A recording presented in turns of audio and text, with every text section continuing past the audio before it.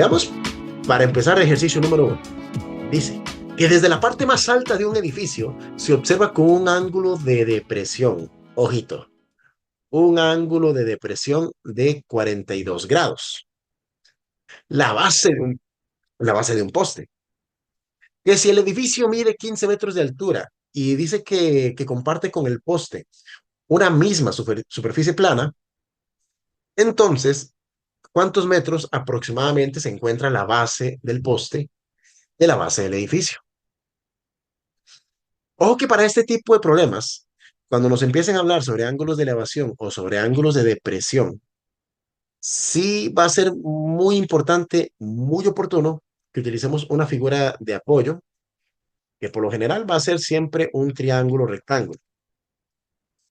Por ahí alguno dirá, es lógico, o sea, estamos hablando de trigonometría, hemos trabajado siempre con triángulos rectángulos, me parece lógico, dirá el estudiante, trabajar con un triángulo rectángulo nuevamente. ¿Qué hace este bendito copete? ¿Qué hace esta línea adicional? Se los voy contando paso a paso. Marco aquí una línea de apoyo para hablar un poquito sobre lo que representa el ángulo de depresión. Cuando a uno le hablan de ángulo de depresión o ángulo de elevación, aprovechemos el concepto, todo depende del observador y de lo que esté observando, valga la redundancia. Porque, por ejemplo, yo puedo tener un observador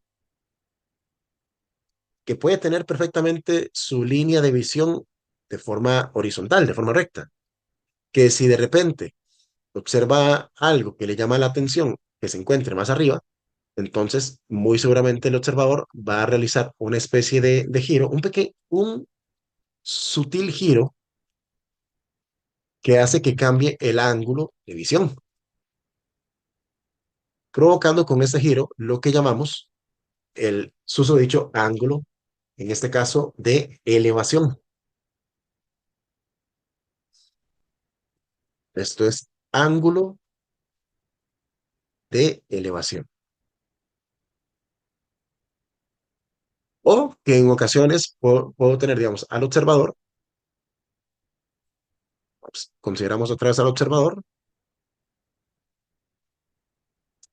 que teniendo su línea de visión, de repente algo le llamó la atención en un plano más bajo, o puede ser, digamos, en el suelo, por ejemplo. Entonces, al realizar la vista, al bajar la mirada, lo que produce es este giro llamado ángulo de depresión, en este caso, para que lo conozcamos. El ángulo de elevación y el ángulo de depresión, ¿dónde y cómo los colocamos? Ojo que nos están hablando de un ángulo de depresión de 42 grados en este ejercicio. Esos 42 grados yo los voy a posicionar en principio, digamos que en este punto que estoy marcando, ahí estaría el observador, así que voy a colocar el ángulo de depresión en este lugar, en esta posición. Vamos a decir que aquí estarían los 42 grados. Y vamos a considerar, como les hablaba de un triángulo rectángulo, esto significa que aquí vamos a tener un ángulo recto con toda seguridad. Si alguien se pregunta, aquí estaría, digamos, la parte más alta de un edificio, ¿eso? Sí, la parte más alta. Bueno, voy a ponerle simplemente una A para decir que es la parte más alta del edificio. Dice que se observa con un ángulo de 42 grados, la base de un poste. Voy a decir que este punto lo voy a llamar P para hacer la base del poste. Ujú. Que si el edificio mide 15 metros, ok, voy a colocar esos 15 metros en la altura del edificio, porque me está diciendo, son 15 metros de altura. Así que en este caso, me preguntan, bueno, y dice que comparte con el poste una misma superficie plana. Así que, ¿a cuántos metros aproximadamente se encuentra la base del poste de la base del edificio? Vamos a decir que esta B sería base del edificio. Y para que nos vayamos orientando, como les digo, decimos que esta A sería la parte más alta de un edificio. Decimos, por ejemplo, que esta P vendría a ser la base de un poste, que se menciona nuevamente más adelante, ¿ah? ¿Qué distancia se encuentra la base del poste de la base del edificio? Sí, sí. Y decimos, para que quede claro, que este punto B vendría a ser la base del edificio. Para así no dejar duda de qué es lo que nos estarían pidiendo. Me dice, ¿a cuántos metros aproximadamente se encuentra? ¿Cómo es? ¿Ah? ¿A cuántos metros aproximadamente se encuentra la base del poste de la base del edificio? O sea, en otras palabras, estamos hablando de hallar la medida de esta base. Ok, todo esto es como para entender qué es lo que me está hablando el problema y qué es lo que me está pidiendo el problema. Ya a partir de aquí podemos empezar a ejecutar, a proceder con ciertos análisis esenciales. Por ejemplo, primero que se sepa que el ángulo agudo que se puede colocar en la base del triángulo, este normalmente viene a ser el ángulo de elevación. Voy a etiquetarlo, voy a señalarlo nuevamente. El de 42 grados que tengo aquí arriba es el ángulo de depresión. Ángulo de depresión. Y el ángulo en azul que tengo por aquí, este vendría a ser el ángulo de elevación. ¿Ok? Resulta que en estos ejercicios, cuando me dan, digamos, el ángulo de depresión, ese ángulo de depresión, aplicando teoría de paralelas, transversales, de ciertas cuestiones que podemos usar de atajos de séptimo, esto nos va a permitir clonar exactamente la misma medida en el ángulo de elevación. Es decir, el ángulo de depresión y el ángulo de elevación comparten siempre la misma medida, para que se tenga en cuenta.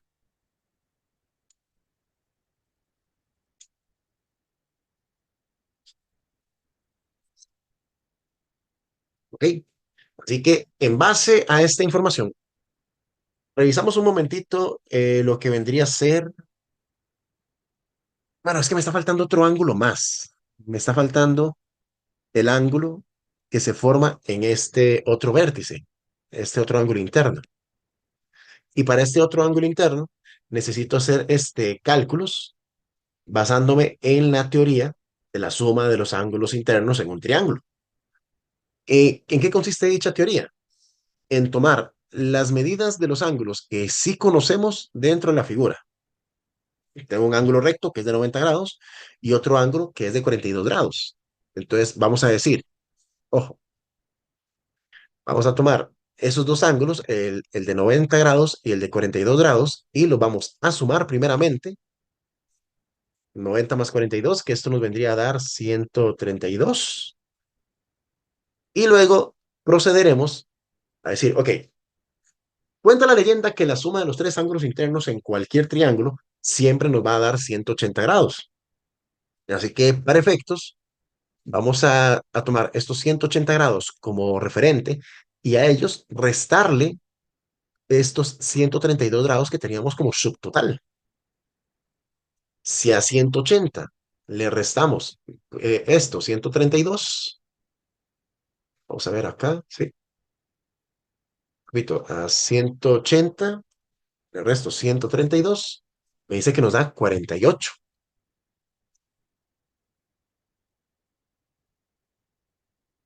48 grados, ¿ah?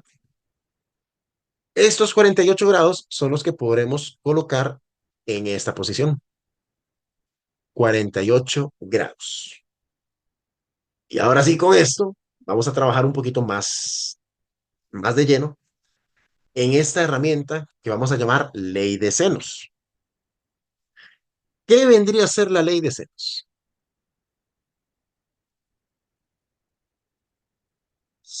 La ley de senos, primero, es una herramienta que garantiza, iremos a trabajar sí o sí con, ¿cómo se dice? Con la razón trigonométrica seno. Es decir, en esta clase solamente vamos a trabajar con la razón seno, no se va a tocar la razón cos ni la razón tan para nada, solamente va a ser la razón seno. Y lo que vamos a hacer es que vamos a tomar, digamos, la variable x, que es el componente, la incógnita, aquel que todavía no sé cuánto mide, y esta variable x la voy a colocar sobre el seno del ángulo que es opuesto a x. Hay que tomar en cuenta que, por ejemplo, X tiene dos ángulos que son adyacentes, que es el ángulo de 90 y el ángulo de 42. Esos ángulos no los quiero.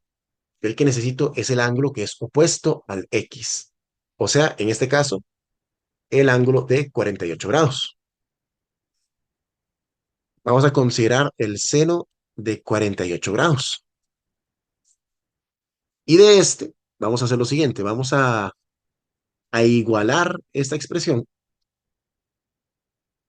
y vamos a construir otra fracción, la cual tomaría como referente, primero, la medida del lado que sí tenemos. Vamos a tomar el lado 15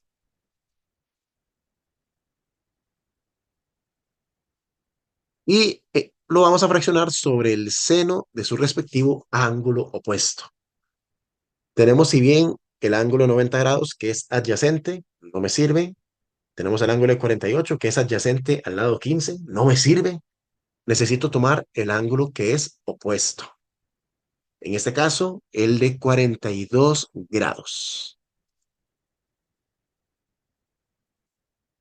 Esto para que vayamos tomando referentes, digamos, cuáles son los datos o los elementos que necesito. Esto, como les digo, para ir montando lo que llamaremos nuestra ley de senos. Pregunta o comentario frecuente que me han hecho, me dicen, profe, pero usted nos había explicado que el SOHCAHTOA, que el cateto opuesto sobre hipotenusa, que esto sobre el otro. Y les digo, mira, esos son conceptos que utilizábamos sí o sí para triángulos rectángulos y para razones trigonométricas. Sí, ciertamente.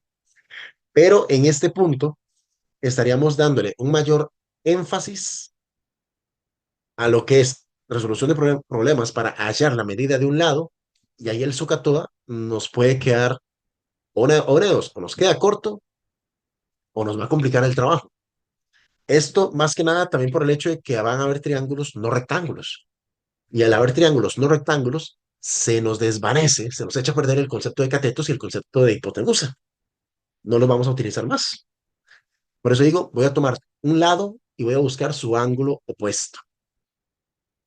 Repito, voy a tomar un lado y esto lo voy a fraccionar sobre su respectivo ángulo opuesto. ¿Sí?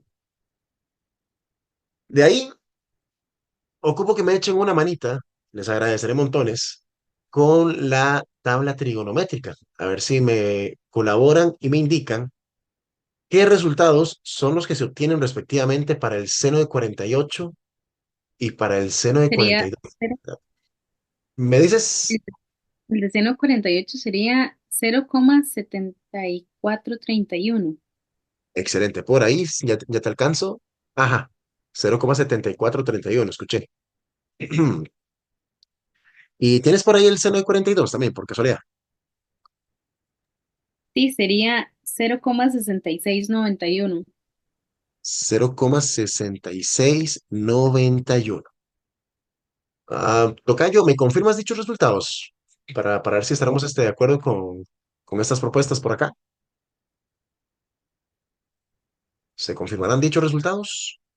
Tomen en cuenta que en este tema 7 no me acuerdo si en el tema 6 se los habría adjuntado, pero en el tema 7 sí sé que les dejé ahí ya la tabla trigonométrica adjunta para que ustedes puedan reforzar bien este tema en cuestión.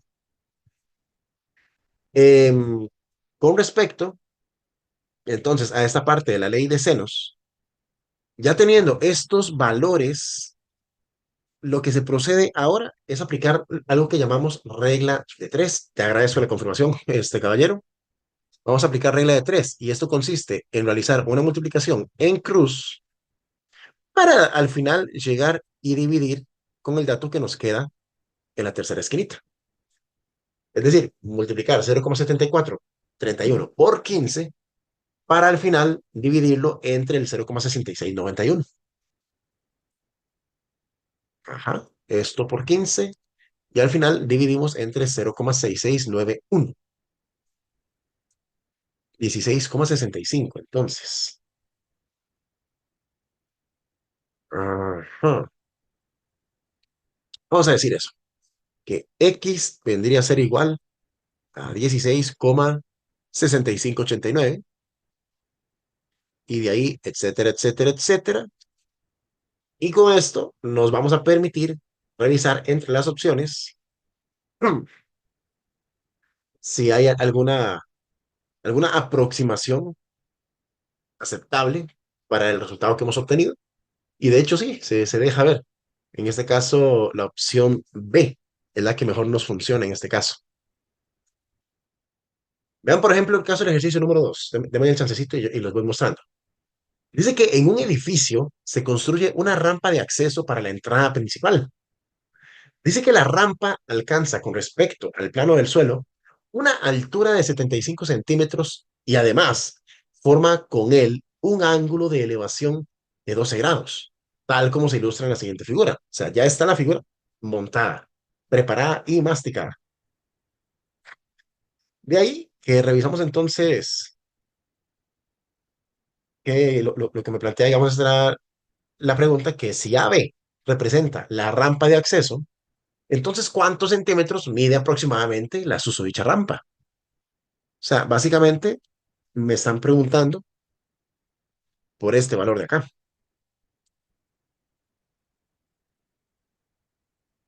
Mm,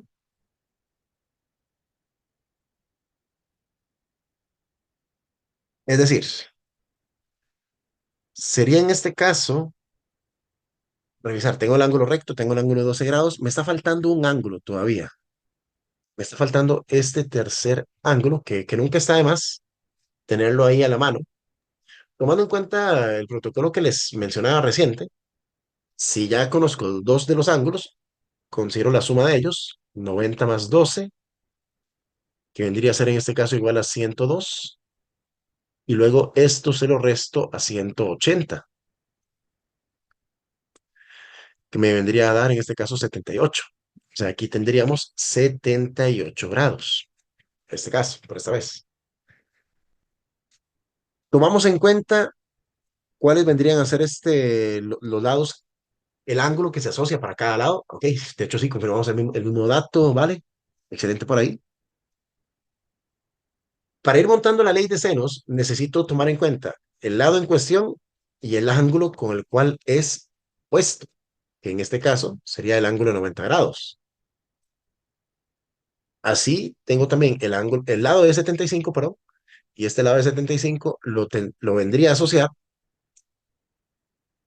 con este ángulo de 12 grados en este caso. Así que vamos a considerar ley de senos con este planteo.